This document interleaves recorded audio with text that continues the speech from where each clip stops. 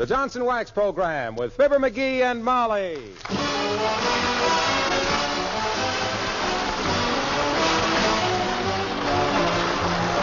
The makers of Johnson's Wax products for home and industry present Fibber McGee and Molly with Bill Thompson, Gail Gordon, Arthur Q. Bryan, and me, Harlow Wilcox. The script is by Don Quinn and Phil Leslie. Music by the King's Men and Billy Mills Orchestra.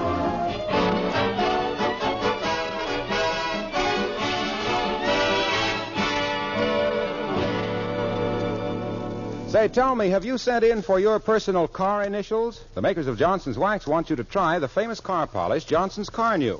So, to listeners who buy Car New, they're sending 2 sets of personal car initials, tastefully designed in striking gold color, half an inch high. They give your car a smart personal touch. Only take a minute to apply. Let me tell you how to get your 2 sets of personal car initials. 1 set of 3 initials for each side of your car. First, buy some Johnson's Car New. Then send the sales slip or the name of the dealer from whom you bought your car new, together with a stamped, self-addressed envelope, to Fibber McGee and Molly, Racine, Wisconsin. If you live in Canada, address your request for initials to Fibber McGee and Molly, Brantford, Ontario. Print clearly which initials you want, any 3, and get your request in the mail right away for your 2 sets of handsome gold-colored decal car initials. Get some Johnson's Car New tomorrow, sure. Car New is spelled C-A-R-N-U. Now, I'll repeat the instructions. Buy some Johnson's Car New.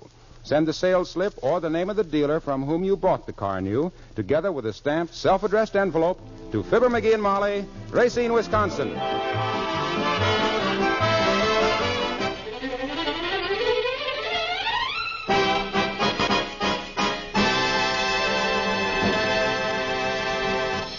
June, as the song has it, is busting out all over. The rich are varnishing their yachts, the poor are laughing at the coal dealer, and the great middle classes are planning picnics, like Fibber McGee and Molly.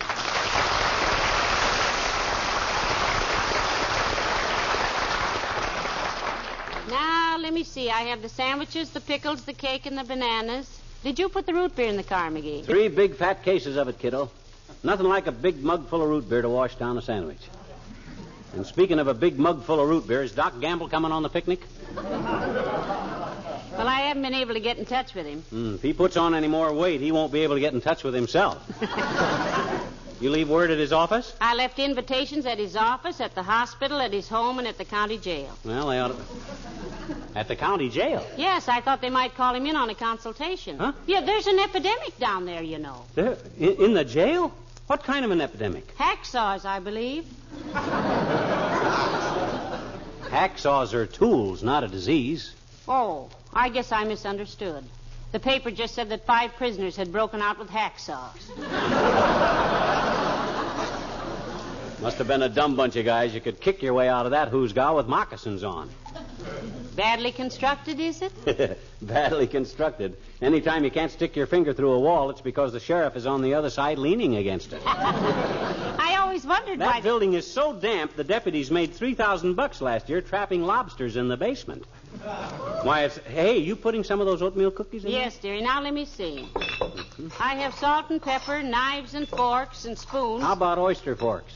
Oyster forks at a picnic. Well, how else are we going to get the pickles out of the bottle? Last year, I sprained both forefingers and couldn't use my typewriter for 10 days. Oh, well. Never could use it, as a matter of fact. Bye, George. I've meant... Come in. Hello there, daughter. Hello, Johnny. What are you doing? Packing stuff for a picnic, old-timer. Picnic, eh? Yeah. I used to be in great demand for picnics when I was a youngster kid. Yeah?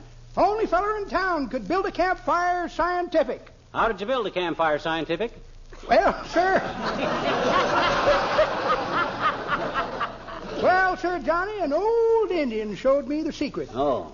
You take and dig a little trench in the ground, see? And you get some dry hickory twigs, sassafras leaves, and gum off in a pine tree. Yeah. You build a little pyramid out of the twigs, lay the gum on top, spread the leaves around, then lay a log onto it. Yeah? Then you drench it with kerosene and aim a blowtorch at it.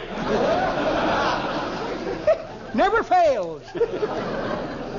Another good way is tie a lightning rod on a pile of dynamite and wait for a thunderstorm.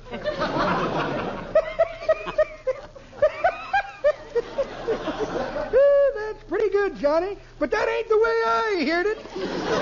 The way I heard it one feller says to t'other feller, says, I see where England has finally decided what to do with India. Is that so, says t'other feller. What they gonna do with it? Just what everybody told them to, says the first feller. Give it back to the Indians. Well, may not be funny, kids, but it's topical. Say, would you care to come on this picnic with us, Mr. Oldtimer? No, you're sweet, daughter, but no thanks. You know what I always say? Fresh air's all right if you don't inhale. Well, I just dropped in to say howdy. Howdy. Howdy. Howdy. Howdy.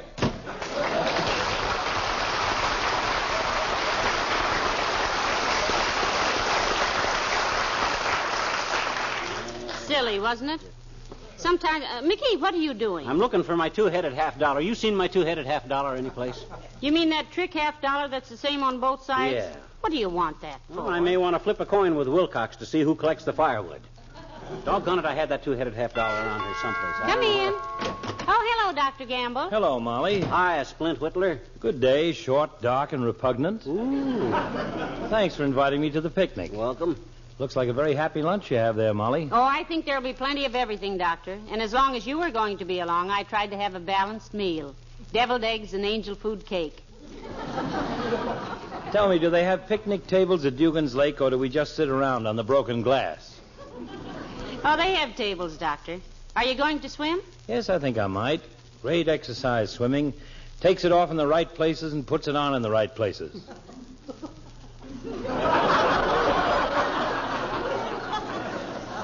You must have done most of your swimming at night when the best places were hard to find.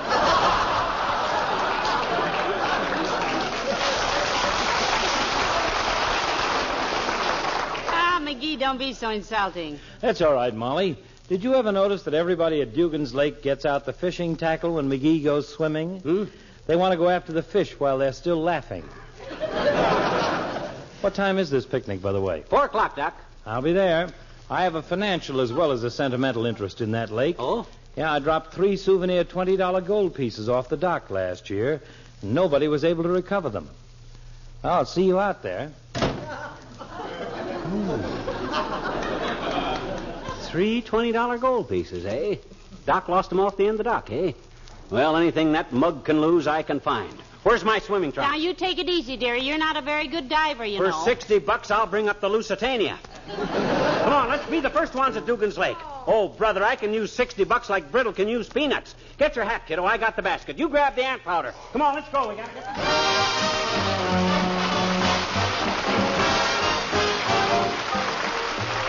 Billy Mills in the orchestra and Cecilia.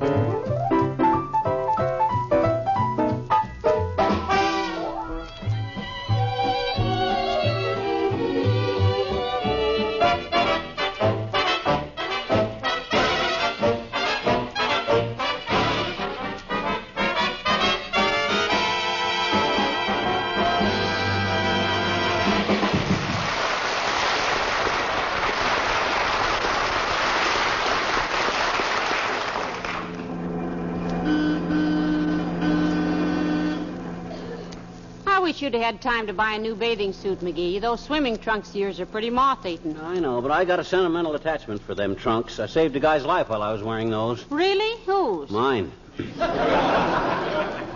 They fit so bad I didn't want to go buy any hamburgers, so I swam on my empty stomach. Otherwise, I might have got cramps and drowned on... Yes, sir, I was... Oh, stop, McGee. There's Wallace Wimple. We told him we'd pick him up, you know. Gotta get them brakes fixed. Well, hop in, Wimple, old man. Hello, Mr. Wimple. Hello, folks. My, we're glad you could come on this picnic, Mr. Wimple. Yeah, how'd you get away from Sweetie Face for the day, Wimp? You mean my big old wife? Yes, did she object to your going on the picnic, huh? What could she do, Mrs. McGee? I just put my foot down. My gosh. At last, eh? You really put your foot down, Mr. Wimple. Yes, I did. I put my foot down and waited. Nothing happened.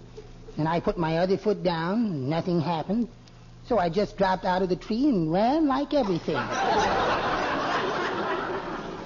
What were you doing up in the tree in the first place, Wimp? Reading my bird book. Your what, Mr. Wimple? My bird book. And the silliest thing happened while I was sitting up in that tree. Yeah? A little bird flew up and squatted down on my head like it was a big egg. It was so cute. What kind of a bird was it, Wimp? That was the silly part of it, Mr. McGee. I looked it up in my bird book, and it was an Arkansas nuthatch. Did I ever tell you about the feeding habits of the green-winged Montana twiddle? Twiddle? Yes. A twiddle is like the South Dakota duck-billed gillfinch, except it has wing flaps. Oh. Well, during the mating season, which is from February to January, the twiddle eats nothing but radishes, and when it sings, it sounds like, pardon me, pardon me, pardon me. The female twiddle has a great big...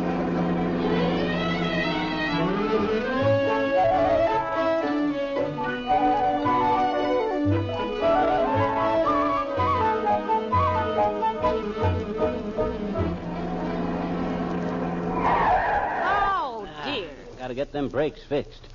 Well, here we are, Mr. Wimple. I guess we're the first ones here. You kids take the lunch over to the table. I'm going to slip my pants off in the car on account of I got my swimming trunks on underneath my pants on. You going to swim, Wimp? No, I don't think so, Mr. McGee. But if somebody will keep an eye on me, I might wade a little.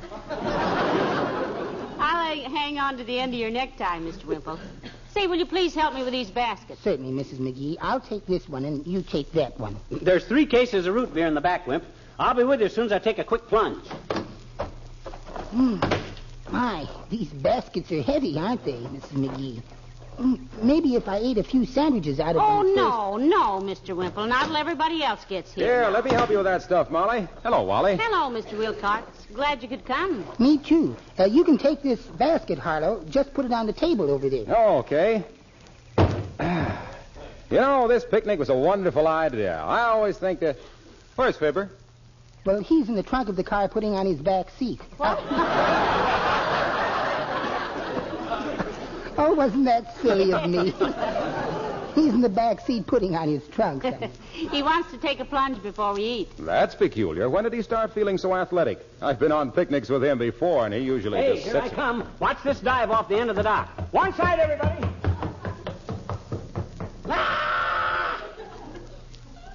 I didn't hear any splash. That must be a very high dock.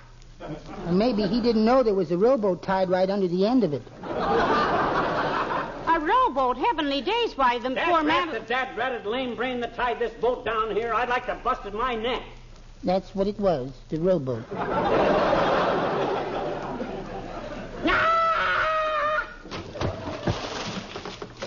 Oh, my goodness. Isn't this a wonderful day for a picnic? Can you think of anything more beautiful, Mr. Wilcox, than a lunch in the open with the blue sky overhead and the green grass underfoot? Yes. What, Harlow? Eating in an immaculate kitchen with a ceiling overhead and a gleaming Johnson's glow-coated linoleum underfoot. That's beauty to me.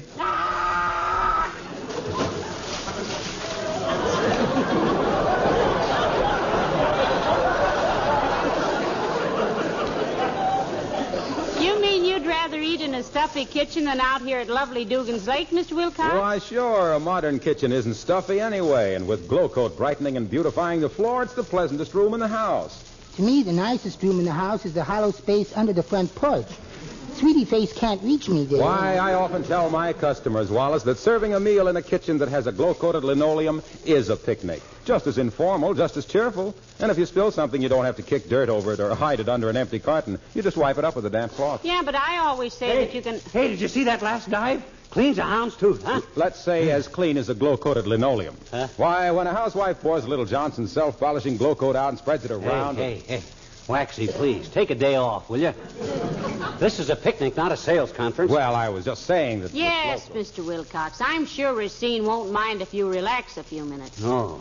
After all, you'll have to get used to having Fred Waring and Bill Bivens handle it this summer anyway. Ooh, goody. Fred Waring and Bill Bivens. I just love Fred's music. I wish he was on for Johnson's Wax right now. Did I say something wrong? You just bit the hand that's going to feed you, that's all, Lynn. Hey, have I got time for a few more dives before we eat, Molly? Well, Dr. Gamble and Mayor Latrivia aren't here yet, dearie. Okay, I'll try a few more. Watch this one.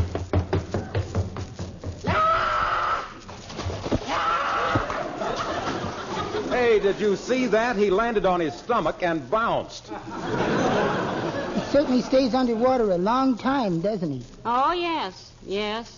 He's learned to hold his breath for 13 weeks at a time, Mr. Wimple.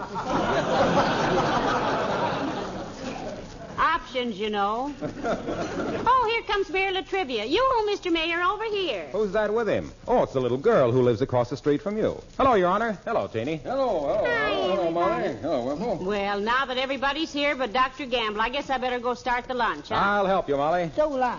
Stay and eat with us if you like, Teeny. There's plenty of everything. I told you you'd be invited if you walked in here with me, Teeny. I'm the Elsa Maxwell of the picnic ground.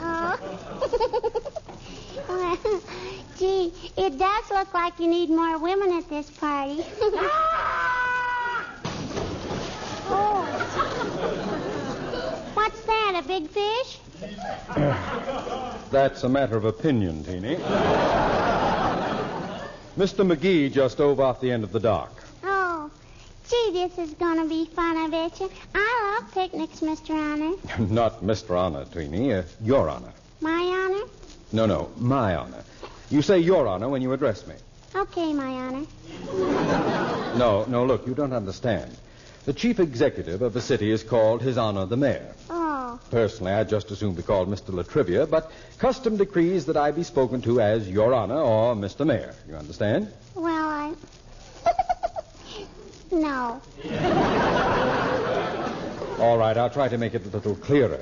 Now then, suppose you were the mayor of Wistful Vista. All right. Now, the first thing we got to do is have longer recess in the schools, I betcha. And then we got to give my teacher, Miss Yegley, a raise on account of she's so nice to little children. And then, Now, just a minute, please, Teeny. This was just a temporary appointment. Oh. Purely hypothetical, for the sake of argument. Okay, Indian giver. If you were the mayor, I'd come up to you and say, "Ah, there, good morning, Your Honor." As it is, you say the same thing to me. I can't, I betcha. Why not? It isn't morning, it's afternoon. That's beside the point. I was merely trying to...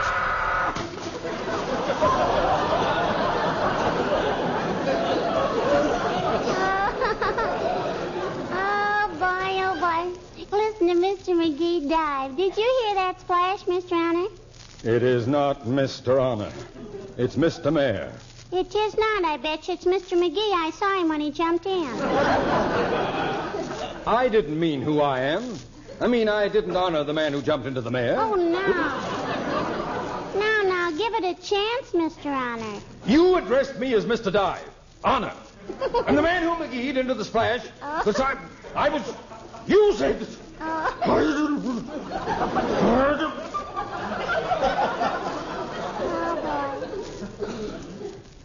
Teeny, Yes, Mr. Honor? when you grow up, if ever, you will be... Oh, wait, here comes Mr. McGee, Mr. Honor. Oh, boy, are those ever funny-looking bathing trunks, I bet you. Hi, Mr. McGee. Hi, Teeny. Oh, hi, Latriv. When did you get here? Just a few minutes ago. Oh. I took the liberty of bringing this little... this young lady. Oh. I hope you don't mind. Oh, my gosh, no. Sis, you're as welcome as the flowers in June. June was the name of a goat I had once. She ate a dozen roses, and it was a great improvement. Thanks, Sister McGee. I just love picnics. Now you do, eh? Yes, I says you do, eh? Do what? Love them. Love what? Picnic. I know it.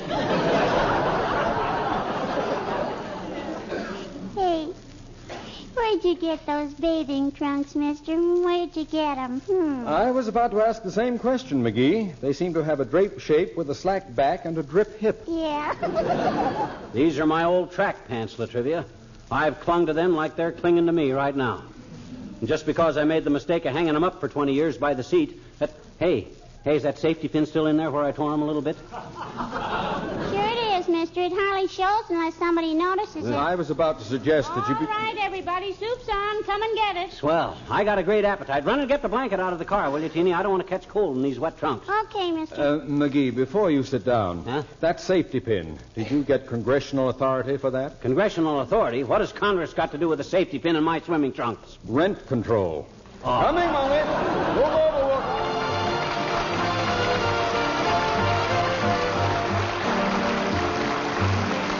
The King's Men and Oh, Eveline. Oh, Eveline, my Eveline, oh, whisper to me, honey, you'll be mine. Way down yonder in the old cornfield for you I pine.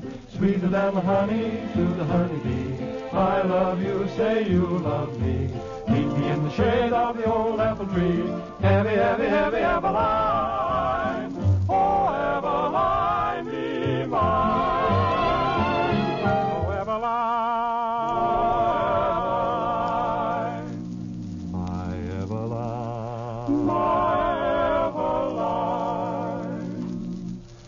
Whisper to me, honey, you'll be mine, all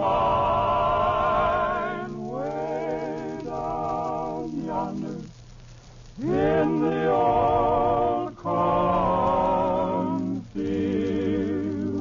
For you, just for you, I pine, sweeter than the honey to the honey bee. I love you, say you love me. Meet me in the shade of the old apple tree.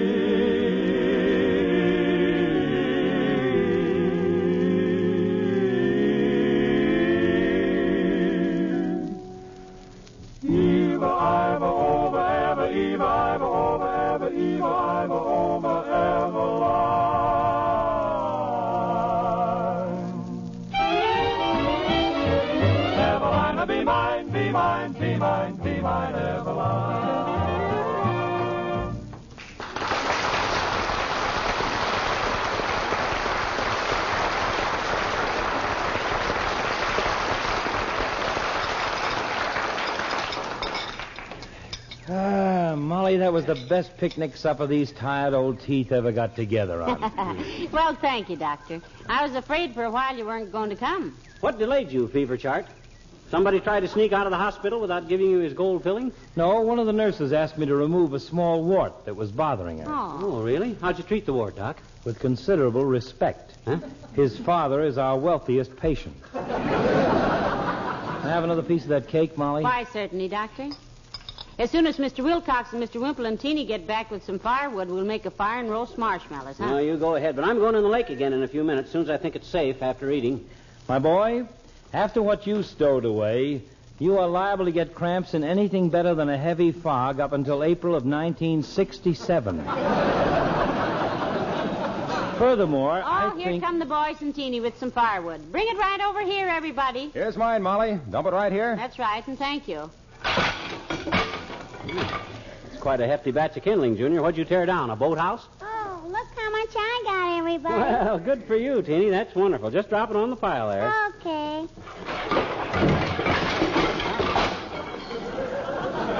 Well, now, that's what I call firewood. And cut to just the right lengths, too. Where'd you find it, Teeny? Oh, I was just lucky, I guess.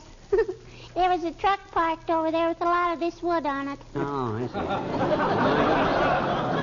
see. We better start the fire quick. Hey, where's Wimple with his wood? Here I come, Mr. McGee. Look out, everybody. I'm going to dump it. Right on the pile there, Mr. Wimple. Am I tired? Are there any more sandwiches? Sandwiches? Great Scott. He's already eaten enough to see the Turkish army through 4 campaigns. Well, if somebody will build a fire, we can roast the marshmallows. Yeah. Somebody build a fire. I'm going to take a dip in the lake. Watch this dive, everybody. Here I go.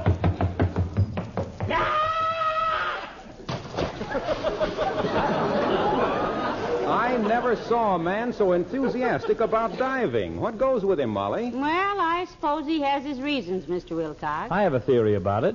People have been telling him to go soak his head for so many years, he finally caught on. Oh, well, gee, maybe he just likes to swim, maybe, huh? Nobody could like to swim the way he does, Teeny. Oh? He fancies he's doing the Australian crawl because he's down under so much. Well, he works hard. After all, he's made 57 dives that I've counted. 4 of them good. My goodness, he's awfully quiet. Why, of course he is. He's underwater, looking around. Looking for what?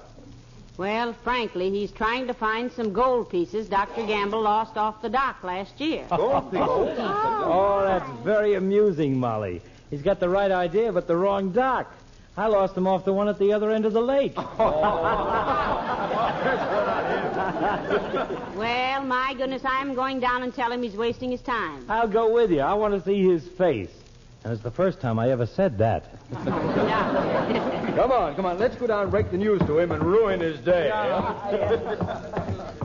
Ah, poor McGee, and he's been working so hard at it. McGee, dearie, where are you? I'm down here under the dock. Why? We've got news for you, Bluegill. Doc lost his gold pieces at the other end of the lake. So what? I quit looking for them gold pieces 15 minutes ago. Well, then what are you looking for, McGee? I'm looking for my swimming trunk. Oh. This is ridiculous.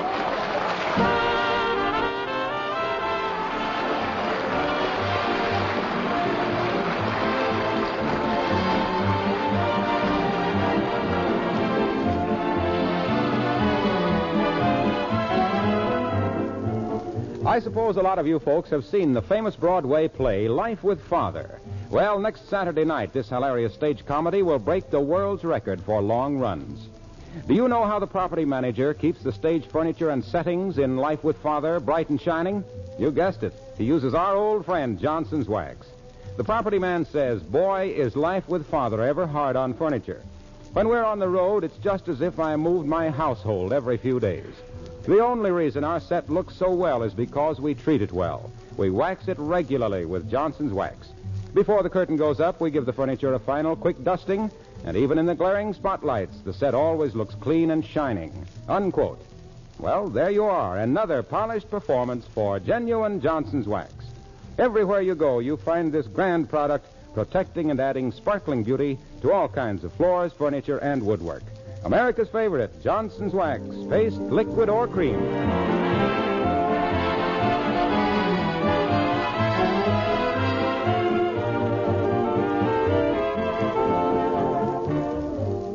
Well, I think it was very kind of the boys to take you out of the lake in a blanket, McGee. Well, I could have found my trunks if they'd left me alone. I'd barely got started. You'd what got started? Barely. Mm-hmm. Huh? Oh, yeah. Good night. Good night, all.